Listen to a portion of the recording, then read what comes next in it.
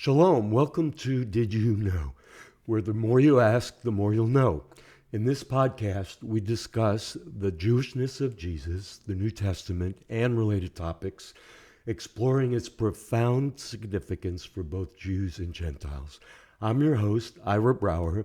I'm the rabbi of the Messianic congregation, Shalom Boca, and I've been the rabbi here for 32 years. And I'm your co-host, Trysten Tice. I'm a Jewish believer in Yeshua, and I'm 21 years old, currently studying ministry at Southeastern University.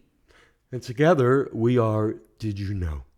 We will be here for you weekly to answer all your questions from a Messianic Jewish perspective as best as we can. Thanks for listening in.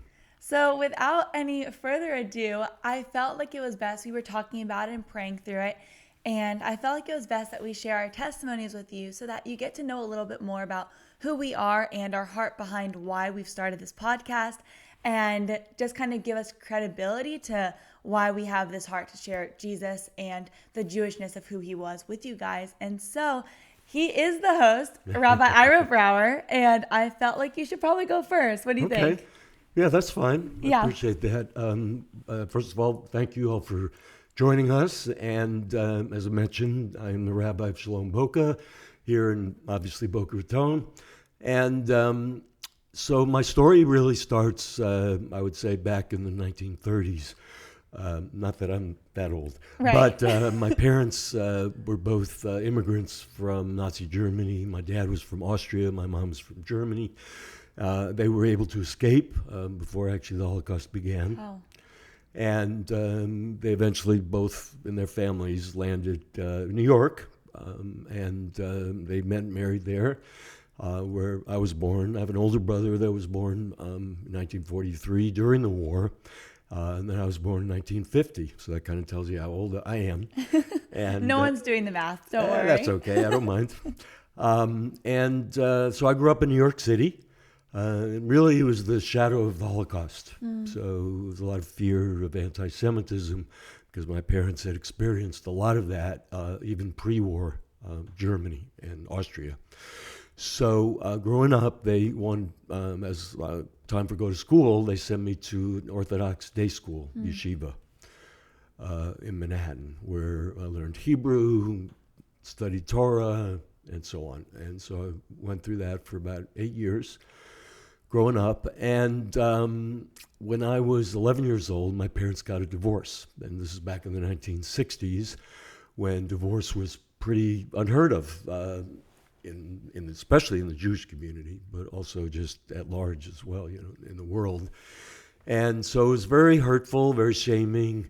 And so, I just, sucked it up, so to speak, and continued with my schooling, lived with my mom for a couple years, and then she remarried non-Jew, which was very shameful, especially my family, my grandparents, pretty much cut her off. Her sister cut her off, and it was very, very hard. Right, wow. Growing up in that environment. Yeah. And so anyway, through high school, I lived with my dad because my mom and her husband moved away, and he had gotten a job in the Caribbean. And so I moved in with my dad. It was kind of fun because we were like two bachelors living together. So I had, pretty much freedom in high school. So after my bar mitzvah, back up a little bit. So I was bar mitzvahed in the synagogue that we went to, which was an Orthodox shul, Orthodox synagogue. But pretty much after my bar mitzvah, I kind of, with the divorce and everything that was going on, I just kind of walked away from Jewishness, Judaism, let's say. So you weren't like an atheist. Like you always believed in God, but walked away Well, from... that's an interesting question because, growing up in the Jewish world at that time, while, I studied the prayers and we would pray the, traditional prayers in synagogue and all that, I never felt like a personal connection with God in any way. God was somewhere out there.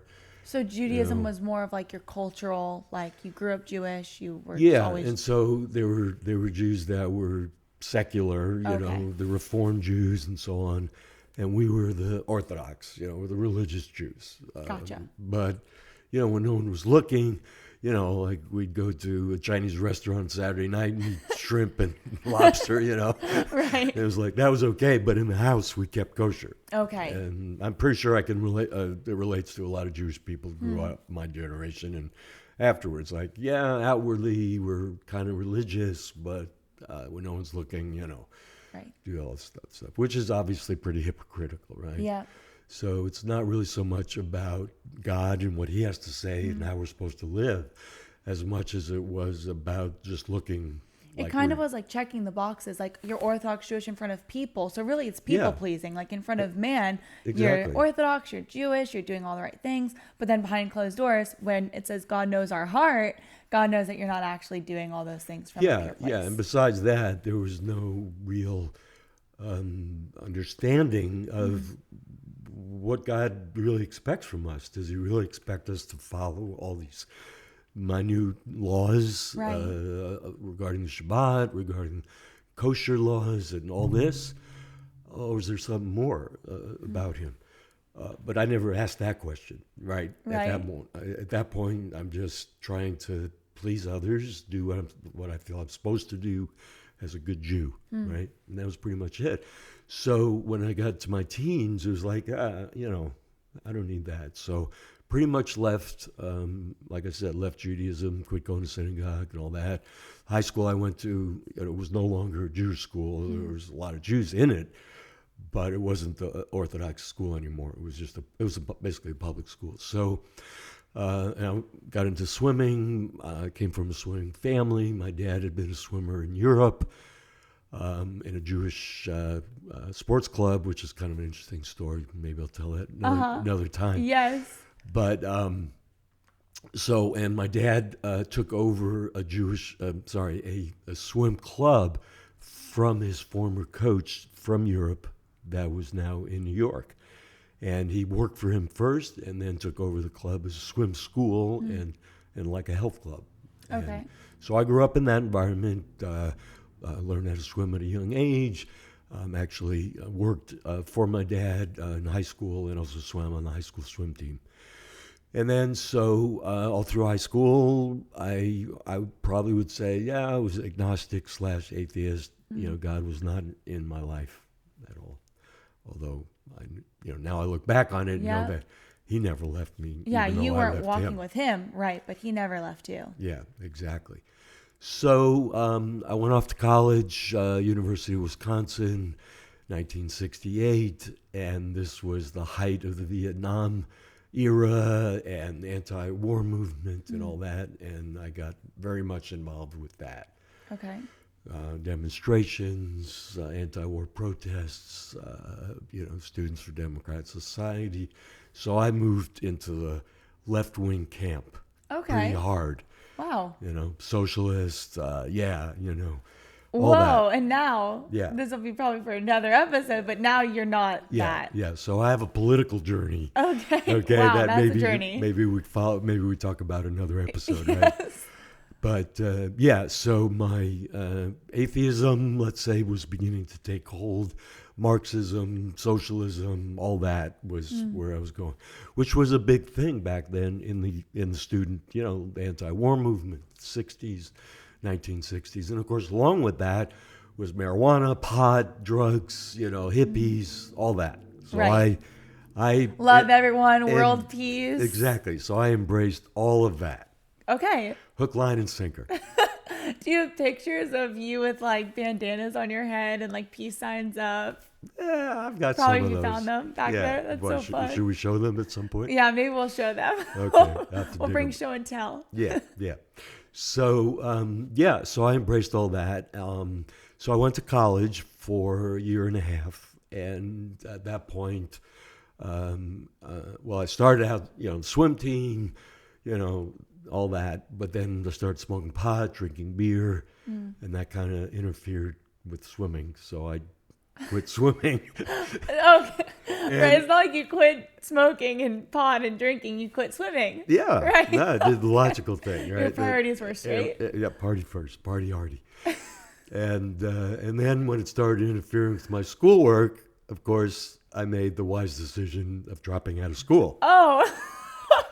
Rabbi Ira, right. You literally got rid of everything else except for what you should have been getting rid of. Yes, 100%. Okay, great. Moving on. Made perfect sense back then. Of course. So I had some friends that had gone out to Boulder, Colorado, and telling me how great it was out there. So I thought, all right. So I didn't officially drop out. I was going to take a semester off. Okay. Okay.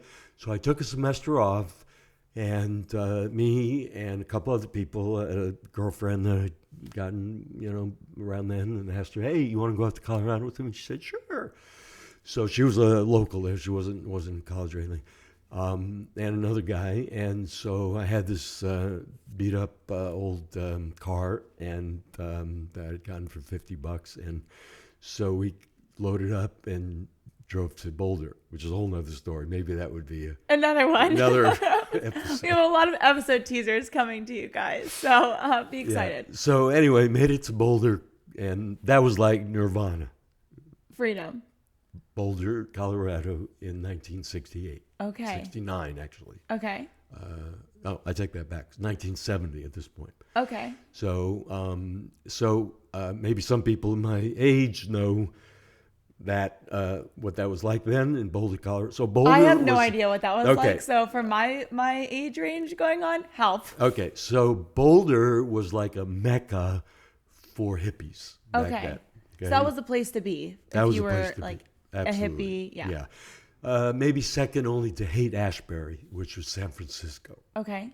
So Haight-Ashbury was the mecca numero uno for hippies, for drugs, peace, Drugs, love, sex, and joy, rock and roll. sexual, all that. Okay. Right?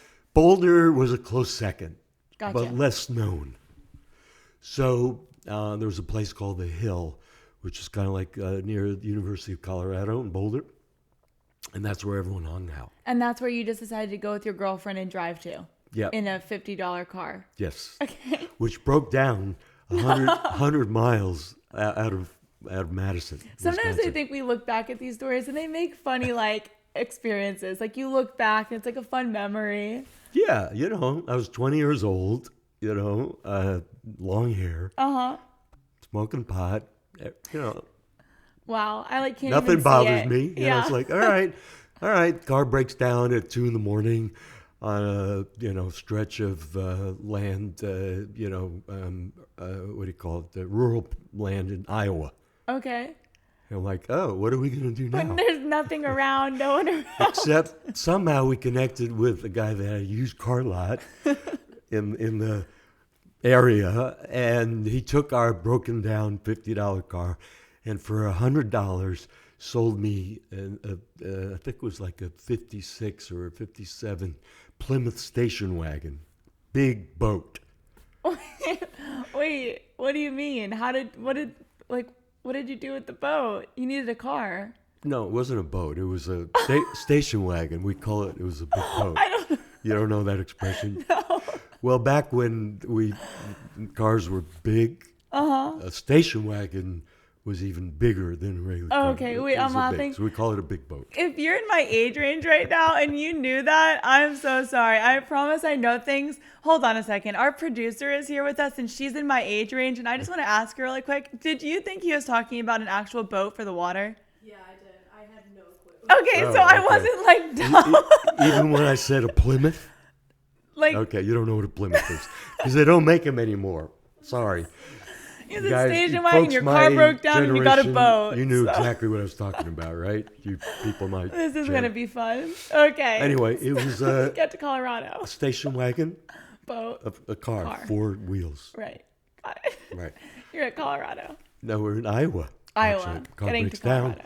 down. I changed the $50 box English car for a Plymouth 56, 57. Big car. Okay. Big car, right? Right. So we finish our journey, end up in Boulder with the Plymouth. Okay. Yeah. And then from there. Yeah, so we're in Boulder and connect with some of our friends there, and this is like, wow, this is heaven on earth. Mm-hmm. Yeah. So instead of going back, when it's time to go back to finish school or continue with school, I said, no, I'm not going back, staying here in Colorado. Okay, so you were So supposed to stayed just there. take a semester off. Yeah. you're just like done. Yeah. All right. Yeah. So the semester turned into 20 years. Because I Wow. eventually did go back to college to get my degree to prepare for ministry. Okay, you finished. That's good. You got to the end. It just took Yeah. a little bit longer. Just took a little longer, a little bit of right. a detour. Yeah. And wait. Where's this girl in the story? Is she just what happened So, to her? yeah, I just wanna know she about hung that. out with me. Okay. Eventually, she went back to Wisconsin. Oh. Yeah. Well, anyways. Anyway. But that led you to now meet your wife. Yes, my first Okay. wife. Okay. So back to the story. So yeah, so smoking pot, was it, right? That was like pretty much the lifestyle, hanging out with friends, getting high, and of course you had to make some income. So I got a job as a dishwasher, and anyway, odd jobs, construction, different things like that, but enjoying pot and still no God in your life. Through Oh this. no, Yeah. no, not at all. But there was a moment when I thought, you know what? Why should I keep buying pot at wholesale? Because being a good Jew, we don't pay retail. We go wholesale. So I thought, I'm tired of buying buying retail. So I had some friends that were dealers. I said, hey, how about if I buy more than just a lid, an ounce? Mm-hmm. So we called it a lid. Okay. And oh yeah, okay. So I started buying bricks, which are like a kilo. I don't know if you want to hear all the details of this, and then driving back to Wisconsin to sell to my college buddies, so I could make some money. So you're selling weed now. Yeah. So All right. now I'm an official dealer. Right. Right. So so I did that, and then the more I did it, the more I bought. Increase. Okay. You start out with a little, make some money, and then you buy more, and you grow. All right. So you're all in on this. So now I'm a profession. big time drug dealer. Great. Not really. I wasn't really. It wasn't like big-time. hard drugs, just weed. Yeah, it started out just weed. And then Well, became maybe that's another episode. and then it was more. Okay, moving on again. Yeah, and you want to hear some funny stories about that? Sure. Okay, so along the way there, I'm living in the mountains, so I moved up from Boulder to a town called Estes Park. So Estes Park still is a tourist town, but it's grown a lot over the years, but then it was really kind of small, especially in the winter. Closed down because it was a summer resort on the gateway of the Rocky Mountain National Park. And because I was this big-time drug dealer, I thought it'd be good to have a hideout in the mountains. I wasn't really big-time, but I just thought I was big-time in my head. I was a legend in my own mind, right? Isn't it Paul or someone that says like don't think highly of yourself like more than you are? Yeah. Okay. Well, I definitely did. Okay, you didn't listen to that, but you weren't reading it. No, I wasn't reading the New Testament. And I thought I needed to get a dog because that completed the picture, right? So I got this husky, beautiful dog named him Samson. Oh, Biblical name. wow! I know. Interesting, right? So, and I had this 57 Volkswagen now. Okay. Beetle.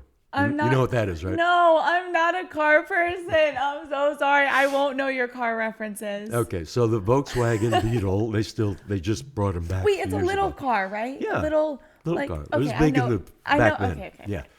So and the engine in the Volkswagen is in the back, and the trunk's in the front. Okay. Right. So I had this big duffel bag full of pot. Oh. And I put it I put it in the back of the back seat, and put a bag of dog food on top of it, and my dog in the back seat, and I'm driving, and I got stopped by the police. Oh my gosh. Yeah, because I don't know, he stopped me because I had long hair. Pretty much that was it. What? Yeah. Just, it must be a hippie. I'm going to stop me. It was out in the country. Okay. Probably had nothing better to do. So we need to pull you in for a safety inspection. Oh, okay. And I'm like, oh, okay. Hope he doesn't look in the back. And I had my dog in the back. He said, all right, he can stay in the back. All right. So he puts me up on the safety inspection, and I passed the inspection. The car did. Well, go back on my way. So that was a brush with the law. It didn't like smell like weed like crazy? Yeah, I would have thought so, right? Wow. So anyway. That's crazy. You would have been in jail. Yes, probably for a long time. Whoa. Okay. So you continue and go to your escape in the mountains. Yes. Yeah, so I thought, all right, that was cool. Well, I drove to Wisconsin, sold the pot, and then drive back to Colorado. That's and so do it scary. again. But then I got a bigger car, a Ford And Galaxy. it can hold more. Of course, big trunk. Okay. Maybe we skip to the part where somehow you encounter Jesus, because Okay. it sounds like you really need him in your life. Yeah, I did definitely need him. So fast forward, met my first wife. We were basically hippies. Bought a cabin up in the mountains and near this park, and lived there. Things were not going so well, and she was working in a restaurant bar in town, and I got into the real estate business. So went from drug dealer to real estate business. All right. So you kind of decide to get your life together a little bit more and get on the right path. Now, I did have an actual brush with the law where I was arrested by DEA, Oh. federal agents. All right. But later on, like after Yeah. that So experience. after that, All I right. actually was able to escape that by not literally. I mean, I was Ran acquitted. away I had with a it. federal jury trial and was acquitted. Okay. Not that I was innocent. I definitely was guilty, but I had a good lawyer, and he was able to Got you off the hook. get me off. Anyway, not that kept me from going on, but again, maybe that's another story for another day. Anyway, so I met my current wife, Gloria, because she came from Mississippi. So I'm from New York Jew. She's a Mississippi redneck.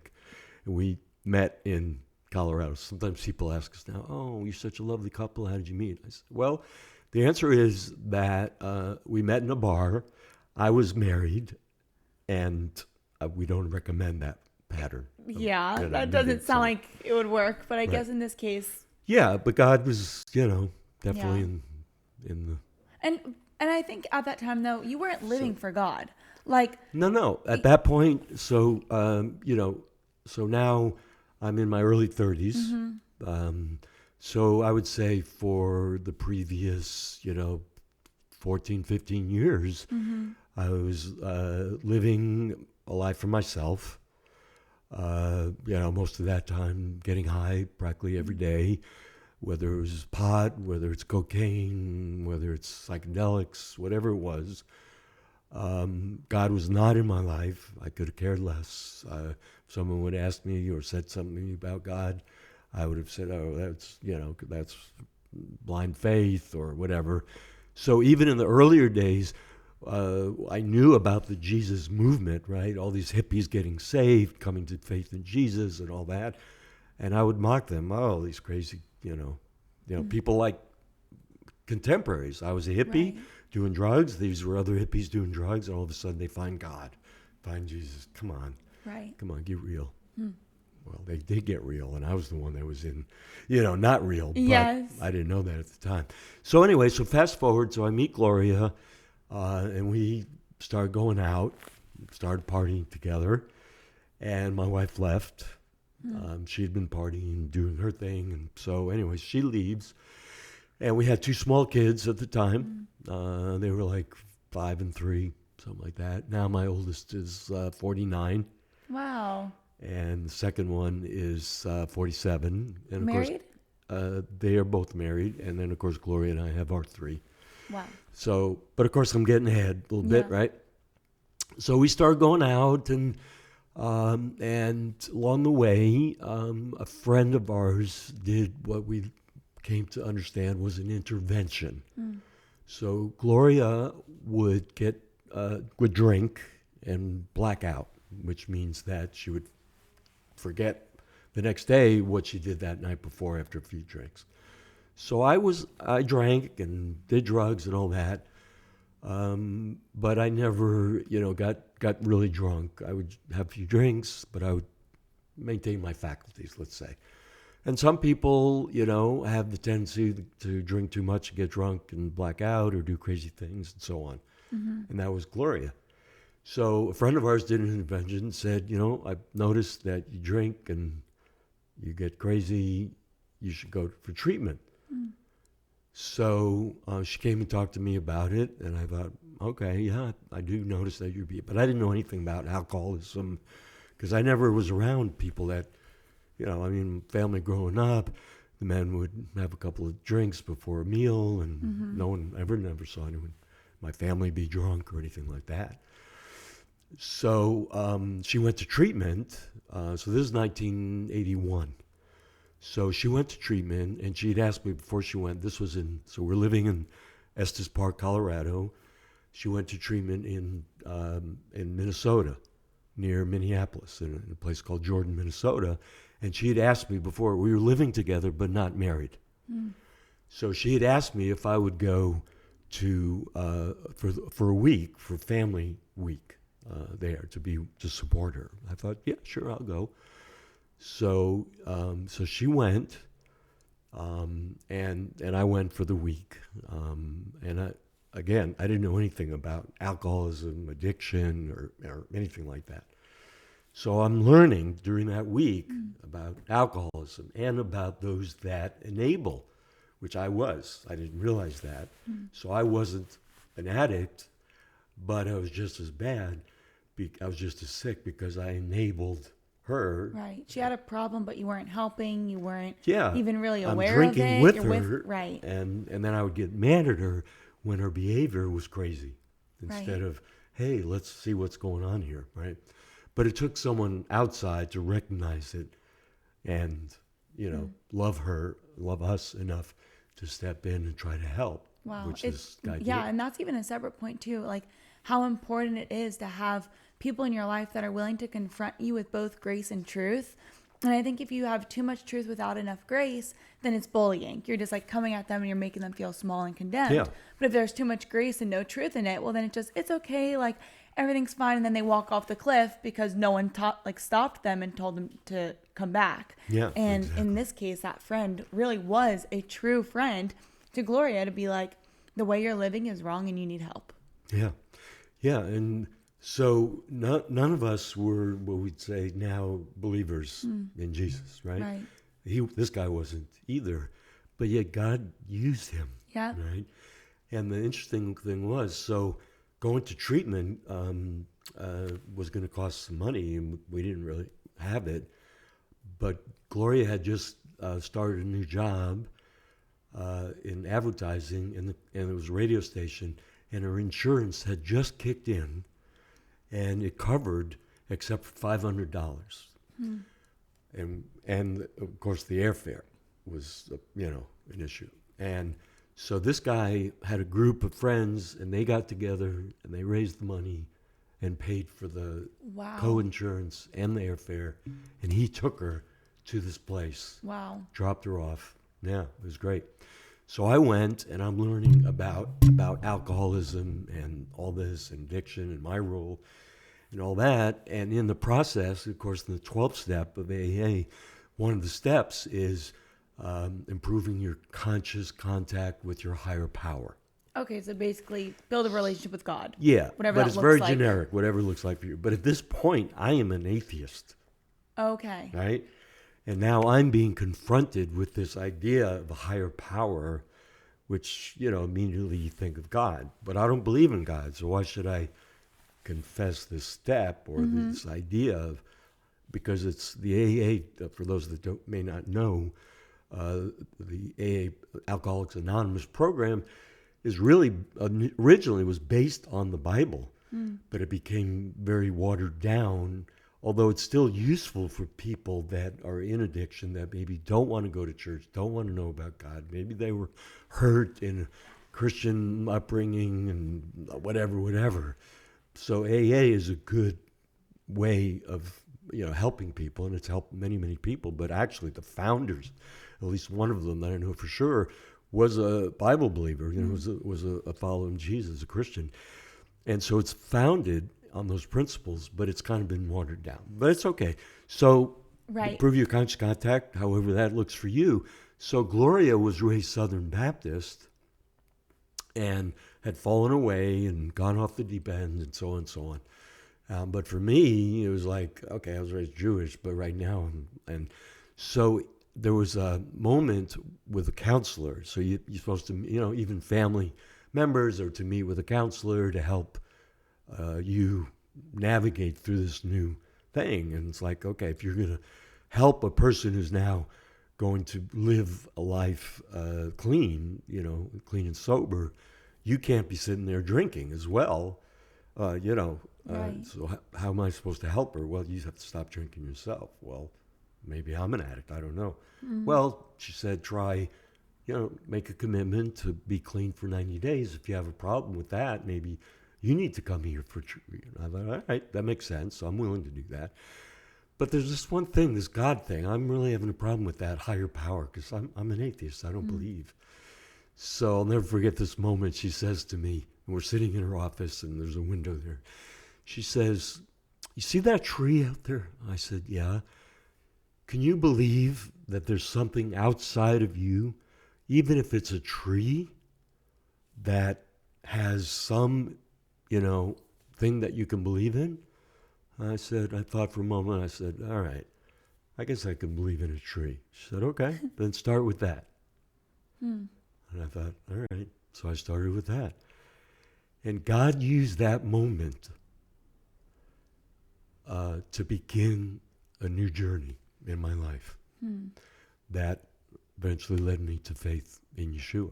Can you elaborate on that for a second? So Sure. when she said, can you put your faith or can you believe in a tree bigger than you? What was the it was thought there? It's hard to put into words really, but it was just a moment that it was like, okay, it's not all me.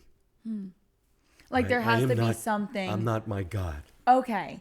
Got Right? it. There has to be 'Cause- something bigger that created life, or maybe something Yeah. is bigger than me. Yeah, maybe Mother Nature Got that, it. spontaneously, created itself. I don't know. Okay. At that moment, it's hard, like I said, it's hard to put in words, but it was a took moment, yourself a off the revelation. throne. Yeah, I took myself off the throne. That's a good way of putting it.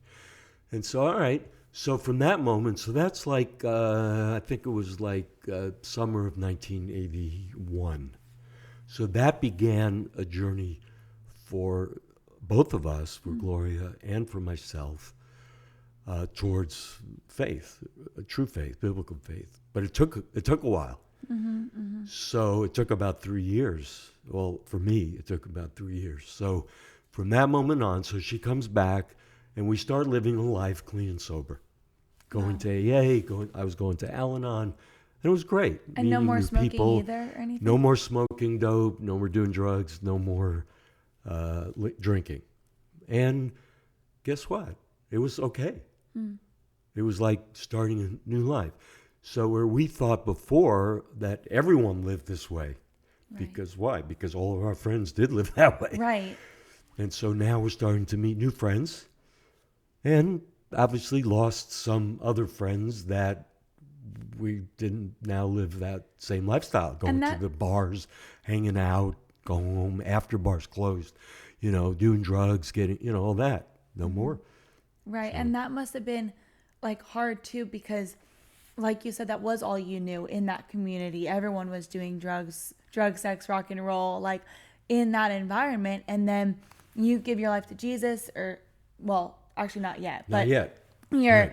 starting to accept God into your life and kind of fix the trajectory of your life. And now these people are starting to leave from your life and new people are being brought in. And that just must have been maybe a little bit hard to lose some of those relationships, but good in the end too. Yeah, it was, looking back on it, of course, I knew that, I can say now, knowing that God was giving us grace for this change, right? Yeah. And it was really a stepping stone. The step from that moment at, the tree to faith in Jesus would have been way too big a step. Yes, it had to be small steps. So it had to be. And God knew that, of Right. course, right?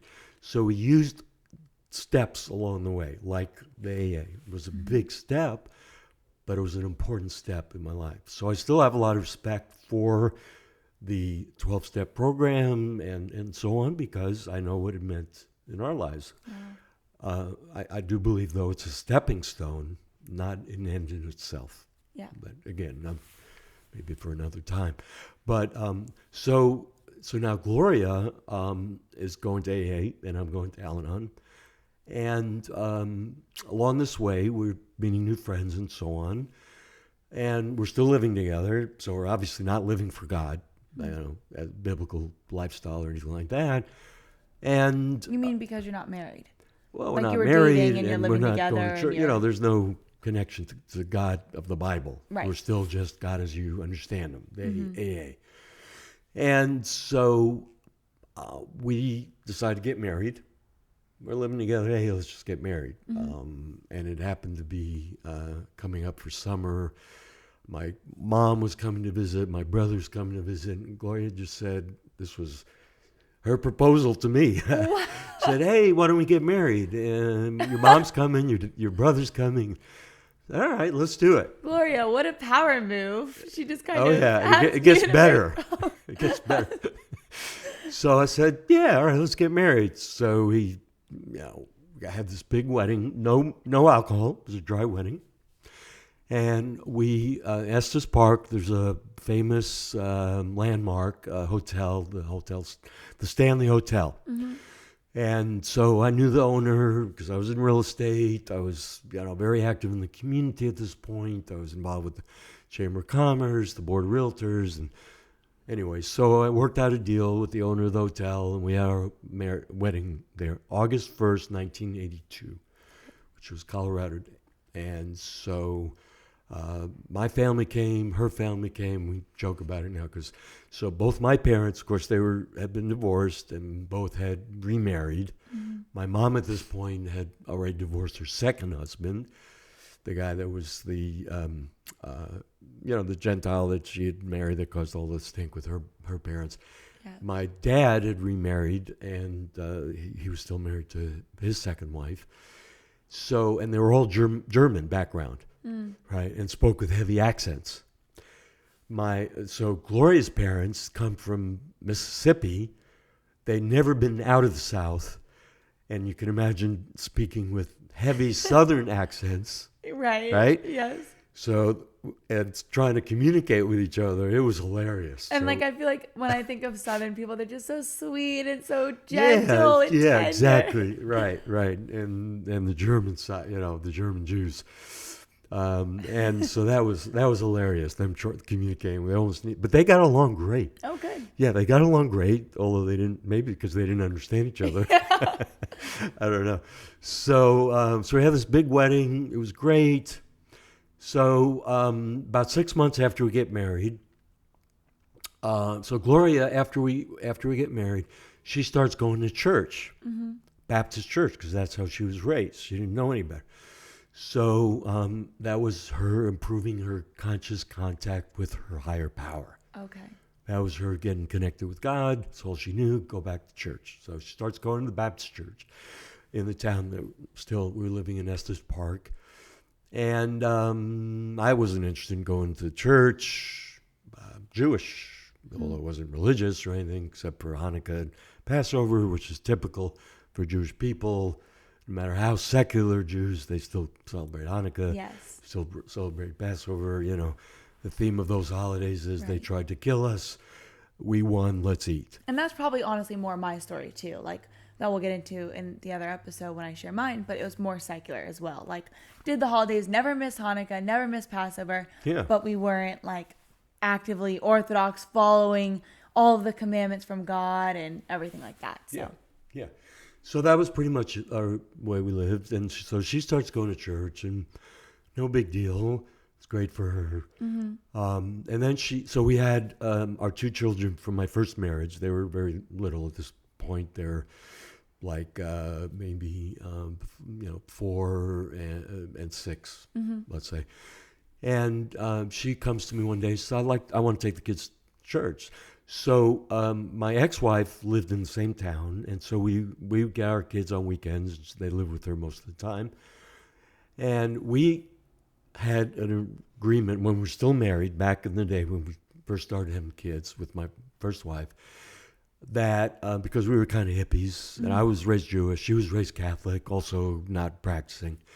So we had this agreement that when the kids got old enough, they could decide for themselves. We weren't going to teach them about religion or anything like that, which looking back on it was really not very smart way doing it, but made sense at the time.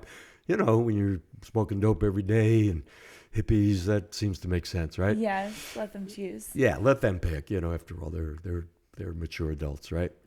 Not.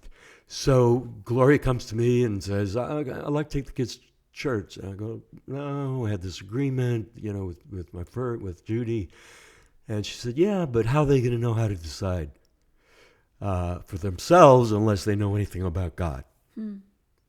Another bold move from Gloria. Yeah. So I said, all right, that makes sense. If you want to take them, go ahead. So she starts taking them to church. So back in those days, I was a marathon runner. So on Sunday was my long run.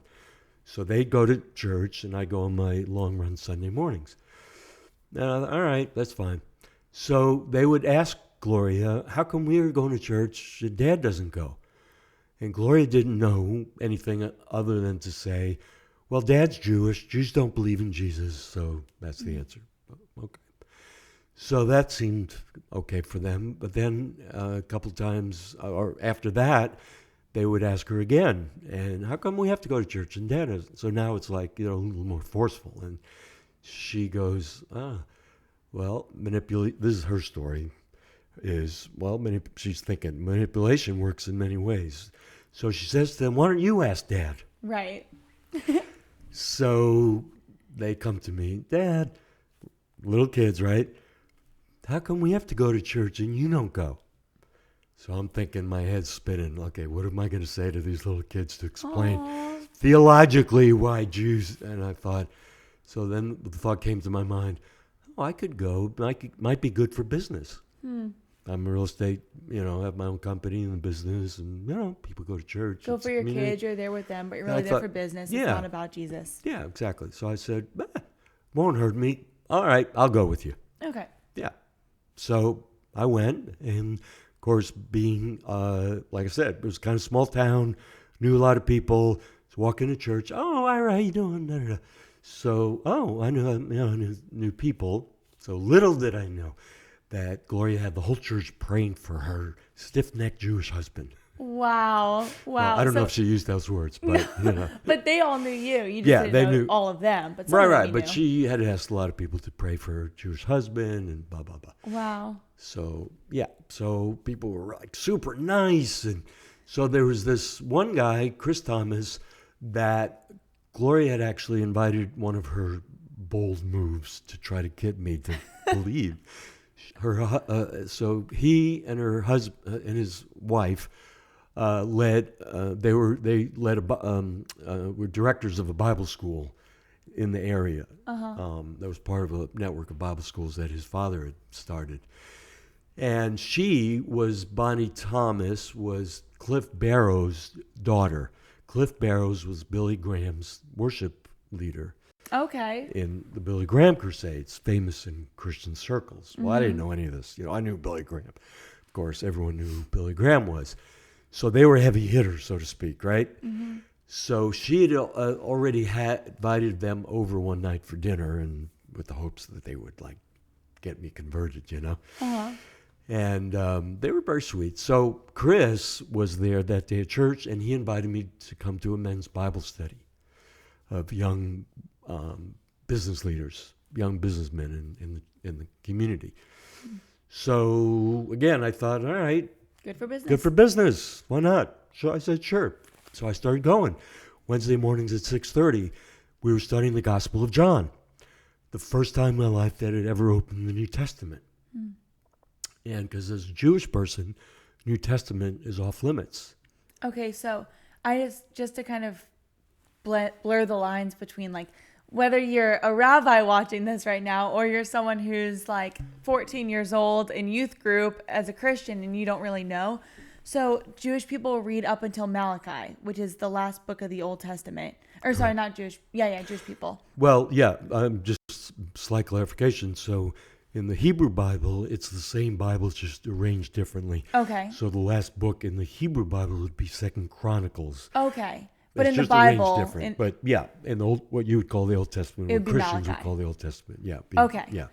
And then as Jewish people, you then don't read past that. Correct. But then Christians, like where that line gets drawn is because Christians read all of that Old Testament Correct. and then continue reading on to the New Testament. Yes. Okay. Yeah, part of what we call the Bible, the Old Testament, New Testament. We would say the Hebrew Scriptures, which is, Genesis to Malachi or however it's ranged, and then the New Covenant, New Testament, was off limits. Why was it off limits? It's just like, because anything Christian, anything Jesus is not for us, for Gentiles. The word Gentile and Christian were the same for us growing up. If you weren't Jewish, you were a Christian. Not knowing now, of course, a Christian, strictly speaking, is someone who's accepted Christ as their Savior. Right. But for the average Jewish person, a Christian is someone who can either not Jewish or a Jew who converted to a foreign religion called Christianity. Got it. So terminology is important, particularly in the area of evangelism, reaching Jewish people. But again, probably another topic for another episode, right? Yes. So, but for me, that's what I thought. Yeah, if you're a Christian, you're not Jewish, because Jews and Christians are different, right? Opposites. So Christian, not Jew, Jew, not Christian. Yes. And that's it. Right.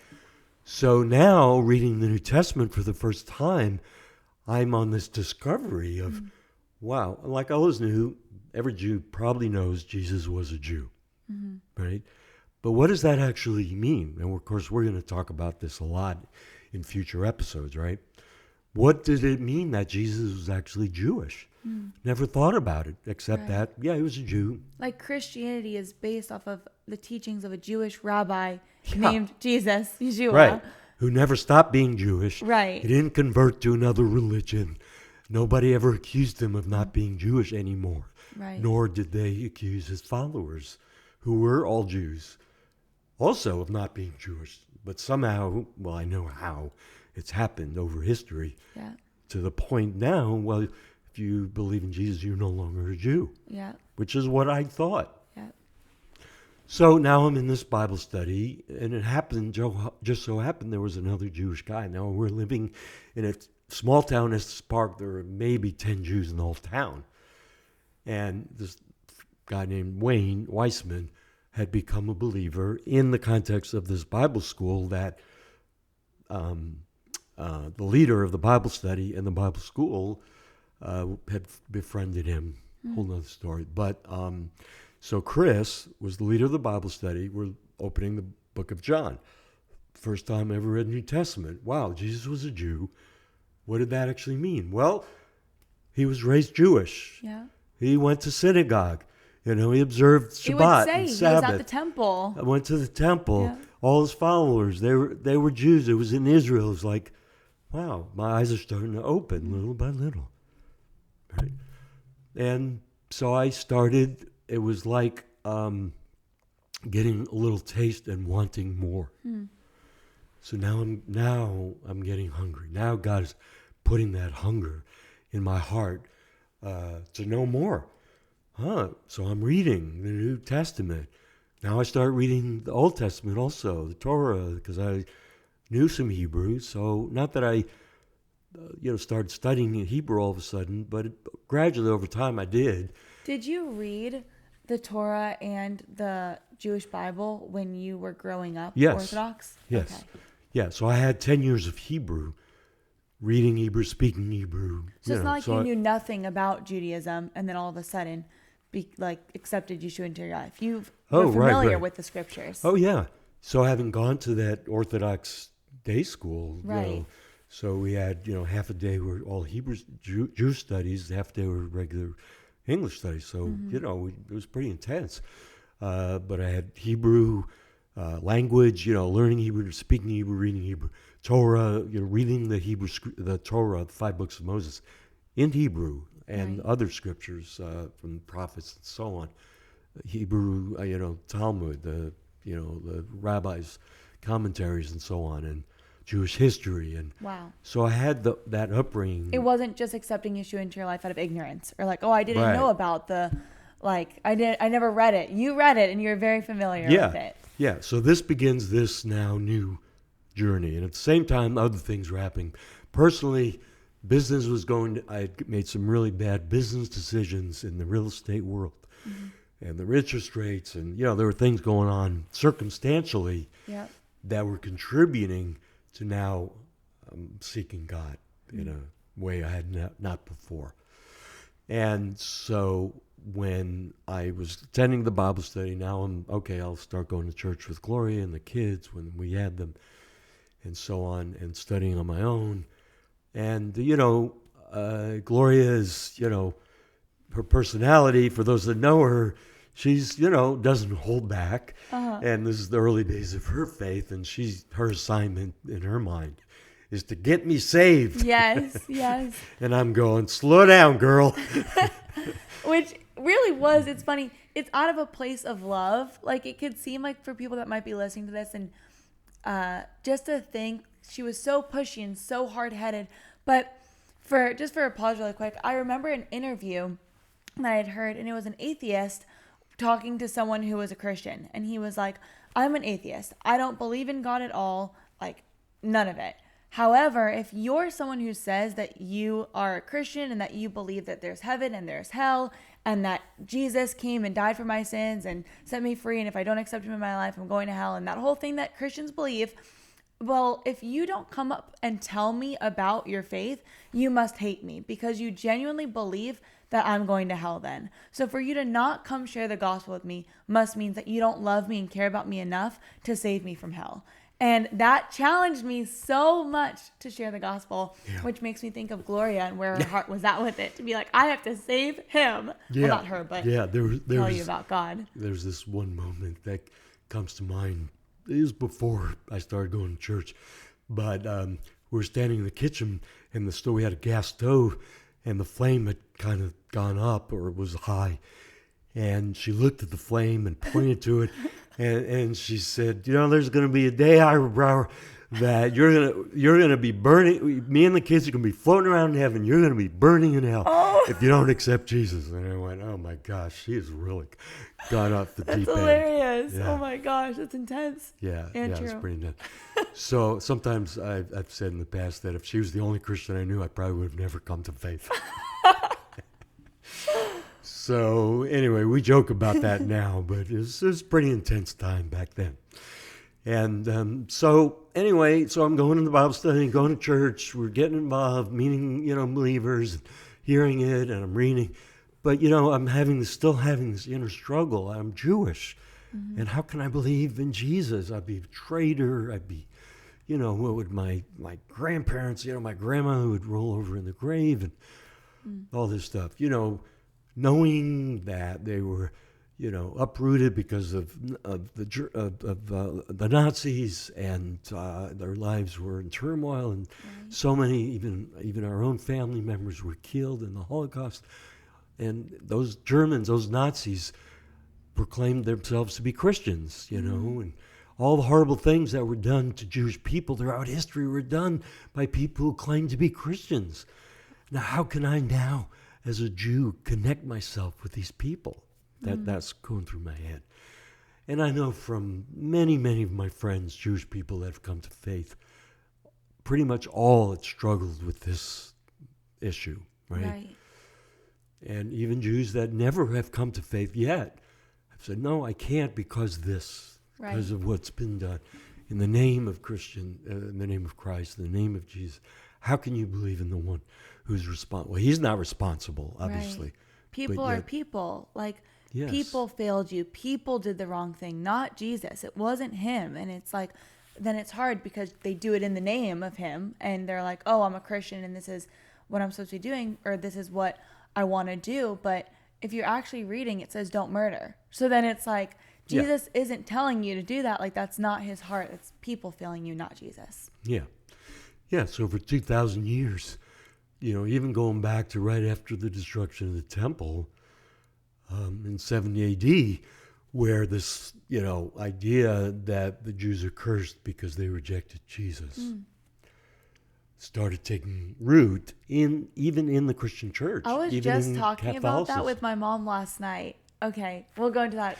Yeah, that obviously is going to probably be another topic. Yeah. So here I am, in this, love the Bible, starting to love the Bible, starting to love the picture of Jesus that is portrayed in the New Covenant, and reading the prophecies of the Tanakh, of the Jewish prophets, of who the Messiah was to be. And somebody gave me a little booklet about Isaiah chapter 53. Wow. I think we should read it. Can we pull it up to read it? Sure. Okay. We could do that. And when I read this chapter of Isaiah 53, at this moment in time, I thought, as I'm reading it, this has to be about Jesus. And Isaiah 53, so that's Old Testament. That's the Jewish Bible. It's Yeah, not New Testament. So, yes. So it's interesting that if you read this to a Jewish person often and not tell them where it comes from, they'll say, oh, that must be from the New Testament, because it's pretty clear who it's about. And so, yes, it's from the prophet Isaiah, who wrote about 700, this is written about 700 years before Jesus came on the scene. Right? And as is all the prophets wrote during that time, say between 700 and 5 something before Yeshua, before Jesus. So he wrote this: who has believed our report, and to whom is the arm of Adonai, the arm of the Lord, revealed? For he grew up before him. It's very important that we understand that this is written about a person.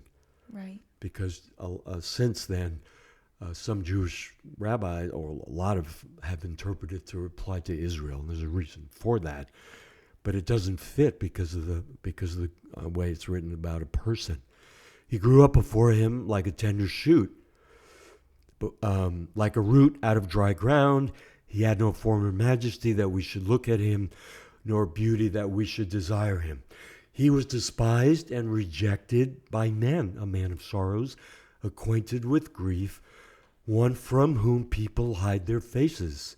Wow. And almost anyone reading this who knows even the smallest amount of the narrative of the crucifixion, as I did. I didn't know all the details, but of course I knew. But you knew he was hung on a cross. Yeah. Basics. He was despised, and we did not esteem him. He was rejected by the Jewish leadership, of course. Surely he has borne our griefs and carried our pains, yet we esteemed him stricken, struck by God, and afflicted. Listen to this part. But he was pierced because of our transgressions, crushed because of our iniquities. The chastisement of our shalom, our peace, was upon him, and by his stripes we are healed. We all like sheep have gone astray, each of us turned his own way. So the Lord has laid on him the iniquity, or the sin, of us all. So this is repeated, I think 3 times, how God put the sin of the people on him. He was oppressed and he was afflicted, yet he did not open his mouth. Like a lamb led to the slaughter, like a sheep before its shearers is silent, so he did not open his mouth. Because of oppression and judgment, he was taken away. As for this generation, who considered, for he is cut off from the land of the living. Again, for the transgression of my people. Whose people? I'm just adding this question. Whose people? Isaiah, the Jewish people. The stroke was theirs. His grave was given with the wicked, and by a rich man in his death, though he had done no violence, nor was there any deceit in his mouth. Yet it pleased Adonai to bruise him. He caused him to suffer. If he makes his soul a guilt offering, he will see his offspring. He will prolong his days, and the will of Adonai will succeed by his hand. So wait a second. He's going to die. He's going to take upon himself all the sin of the people through his death. But yet he will live again. I'm adding it. I'm adding this part. Yeah. Right? Who did that? There's only one person who did that. As a result of the anguish of his soul, he will see it, be satisfied by his knowledge. The righteous one, my servant, will make many righteous, and he will bear their iniquities. There it is again, that he will take on the sin of the people. Therefore I will give him a portion with the great. He will divide the spoil with the mighty, because he poured out his soul to death and was counted with transgressors.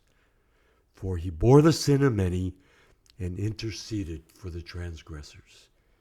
So over and over, this theme of this person taking upon himself in his death the sins of the nation and of the world, we would say as well. So I read this and I think this has to be about Jesus. So fast forward a few months after this, I'm still in this struggle, and there's a gentleman by the name of Eliezer Urbach who comes to visit the church that we had been going to on a Sunday night. I did not go to that service. Gloria did. He's a Jewish believer that was with a missions organization, which was called American Board of the Missions to the Jews. At the time, he was in Denver. Now it's called Chosen People, still around. And he spoke. He was a Holocaust survivor with a long white beard from Poland. And he spoke about his faith as a Jew, coming to faith as, and so on. Gloria was all excited, met him. He gave her his card. He had a Messianic congregation in Denver. Wow. So he was a Jewish believer in Yeshua. He was a believer. First, he was a Jewish believer in Yeshua and was a leader of a Messianic congregation in Denver, which was about an hour and a half from where we lived in Estes Park. So she came home that night after the service, all excited about meeting this guy, had his card. He was a Jewish follower of Yeshua. Mm-hmm. My response to that was, well, if he believes in Jesus, he cannot still be Jewish. That's what I still believed. After still doing all my study and all that, I was still struggling with that. So a few months after that, it was the fall feasts, Rosh Hashanah, Yom Kippur. I was searching still. And at this point, I thought maybe I should go back to my Jewish roots. So I was looking at going to a synagogue, but I knew they charged for tickets and so on. I didn't want to do that. So I remembered this guy that Gloria had told me about that had this Messianic congregation in Denver. I called him up, asked him if he had service for Yom Kippur. He said, yes, come on down. We don't charge. So we went down, drove down that night, met other Jewish believers for the first time. It was the first time I heard Jesus' Hebrew name, which was Yeshua, which was his name that his mother gave him. Mm-hmm. It means salvation. They spoke Hebrew, so that was his Hebrew name. And that night on the way home, I surrendered my heart. I knew in my head, after reading that passage from Isaiah 53, had to be about Jesus. He must be the Messiah. But I didn't have him in my heart. And that night, driving home from Denver, up in the mountains, I know exactly the point where I just surrendered and I received Yeshua into my heart. Wow. That moment was the changing point in my life. And I'm sure Gloria threw a party. And so did all of heaven, for that matter. Yeah. Yeah, we got home. In fact, I did it silently, and we had a friend with us from that Bible school that had gone with us to the service, and we were going to drop her off, went home. I said, I did it. She said, you did what? I said, I accepted Yeshua in my heart as we were driving home. She said, where was I? I want to cry for her because I know that she must have been so overjoyed. I said, you were in the car, but you were talking to Mary. She said, oh, I missed it? I said, no, you were right there.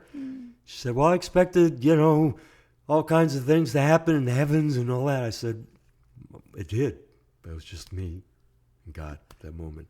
Wow. But she was excited. Yeah, wow. Of course. And so then somehow along the way, it's led you to open and start the Messianic Synagogue here. And well, it was a long story after that. Yeah. But after getting through some discipleship, actually with Eliezer, the gentleman that led that congregation in Denver, we'd go down for services, and I began to understand how it all fits together. Wow. Being a Jew, believing in Yeshua is the most Jewish thing I could do.